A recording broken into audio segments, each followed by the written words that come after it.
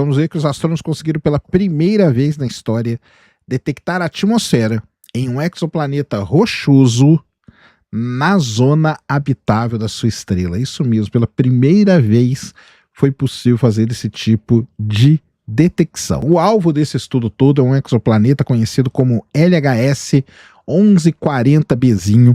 Ele é considerado uma super terra, tá?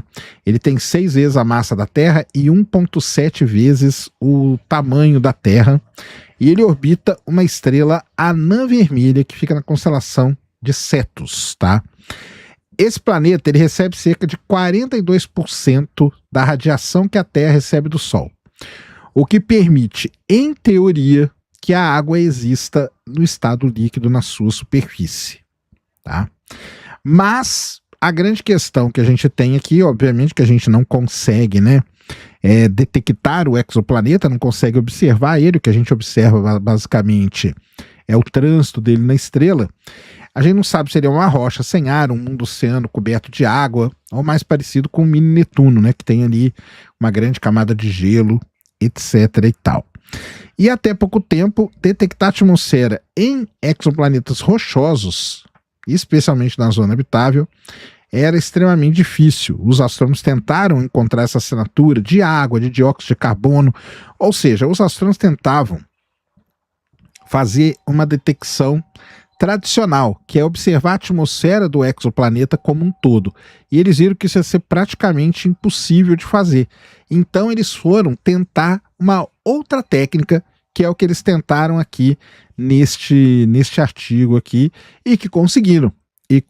Tem um outro problema também, que é o seguinte: exoplanetas que orbitam estrelas do tipo anã vermelha, eles podem sofrer com um problema seríssimo, porque eles podem ter sua atmosfera varrida. Então, se você tem um exoplaneta na zona habitável de uma anã vermelha, pode ser que ele não tenha atmosfera, que a atmosfera dele pode ter sido varrida. Então, assim, são grandes desafios que tem para poder tentar encontrar atmosfera num exoplaneta rochoso na zona habitável. Mas esses pesquisadores, eles usaram uma outra técnica, como eu falei. Eles usaram um espectrógrafo, não foi o James Webb, não foi o VLT, nada disso. É um observatório diferente, um observatório que fica em Las Campanas, no Chile, tá? Eles usaram um espectrógrafo conhecido como o WINI-RAD. E muito legal é o seguinte: eles fizeram observação em 2024, e os dados de 2024 mostraram claramente o elemento hélio escapando da atmosfera do exoplaneta. Isso confirma que o exoplaneta tem, então, uma atmosfera, certo? Porque eles viram o hélio escapando. Porém, quando eles fizeram em 2025 as observações, eles não conseguiram detectar esse hélio escapando, tá? Além disso, esse sistema tem um outro exoplaneta, o LHS 1140czinho, que é mais próximo da estrela, e não houve sinal nenhum do hélio escapando. Então tem toda essa questão aí para ser discutida. A questão é a seguinte, né? O mais importante aqui é o seguinte: que os astrônomos, eles decidiram não ficar caracterizando a atmosfera do exoplaneta, porque aquilo era muito difícil. Mas eles tentaram ver o seguinte: se o exoplaneta está orbitando uma estrela anã vermelha, a radiação é muito intensa, então ele pode perder parte da sua atmosfera. Então vamos tentar detectar o que ele perde, se ele está perdendo alguma coisa. Porque se ele está perdendo alguma coisa, quer dizer que ele tem aquela coisa, e foi essa a tática que eles usaram. Uma outra coisa importante aqui para a gente destacar é que não dá, por enquanto, para saber que tipo de exoplaneta é esse. Se ele é um mundo oceânico, se ele é um planeta, né, rochoso com uma atmosfera fina ou algo intermediário, tá?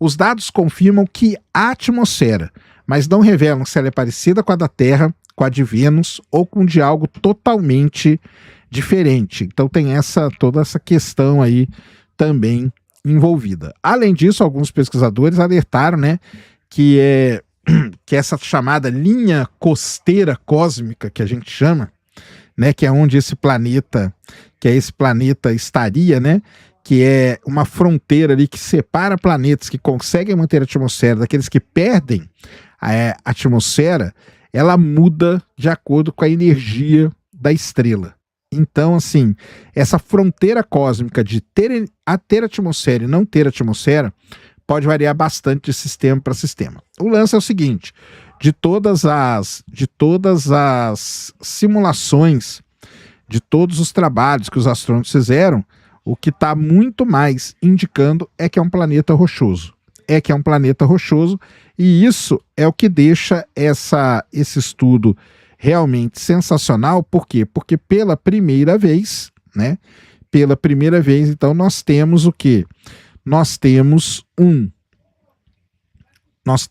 uma atmosfera detectada em um exoplaneta rochoso que está na zona habitável da sua estrela. Então, isso é que é marcante, tá? Isso é que é marcante, porque a gente nunca tinha feito esse tipo de detecção antes, e nós temos agora também uma metodologia para poder encontrar esse tipo de atmosfera em outros planetas rochosos que estejam na zona habitável.